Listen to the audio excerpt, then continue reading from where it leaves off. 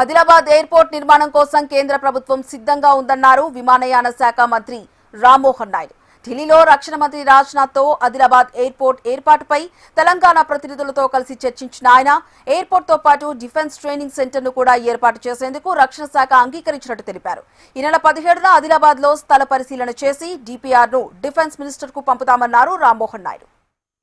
ఆదిలాబాద్ లో ఏదైతే డిఫెన్స్ కి సంబంధించినటువంటి ఒక 360 ఏకర్స్ గతంలో వాళ్ళ తాలూకా ల్యాండ్ ఉండడం, ఆ ల్యాండ్ ఫీజిబిలిటీ కూడా బాగుండడం వల్ల అక్కడే పెద్ద ఎయిర్పోర్ట్ ను కూడా నిర్మించాలని ఒక నిర్ణయం తీసుకున్నాం. ఆదిలాబాద్ ఎయిర్పోర్ట్ కి సంబంధించి ఒక సమావేశం పెట్టుకున్నాం.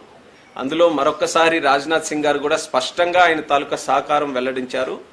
గతంలో ఏదైతే జాయింట్ వెంచర్ ఎయిర్పోర్ట్ కింద ఎయిర్పోర్ట్ అథారిటీతో డెవలప్ చేయాలన్నటువంటి ఒక నిర్ణయం ఉండిందో, ఈసారి ఎందుకనంటే డిఫెన్స్ కూడా అది ఒక స్ట్రాటజిక్ గా ఒక మంచి సైట్ గా వాళ్ళు కూడా నిర్ధారించడంతో, వాళ్ళు తెలియజేయడంతో అక్కడ డిఫెన్స్ కి సంబంధించి ఒక ట్రైనింగ్ ఫెసిలిటీ, ఆ ఎయిర్పోర్ట్ లో ట్రైనింగ్ ఫెసిలిటీ డిఫెన్స్ కి సంబంధించి ఏర్పాటు చేసుకొని ఆ ఎయిర్పోర్ట్ ని వాళ్ళే డెవలప్ చేసి ఏదైతే సివిల్ ఆపరేషన్స్ కావాల్సినటువంటిది ఉందో వాళ్ళకి సివిల్ ఎంక్లేవ్ నిర్మించుకోవడానికి ఒక అవకాశం కల్పిస్తున్నట్టు ఆ యూజర్ అగ్రిమెంట్ లో కూడా ఈ రకంగా చేద్దామని ఒక మంచి ప్రపోజల్ ని మరి రాజ్నాథ్ సింగ్ గారు మాకు తెలియజేయడం జరిగింది.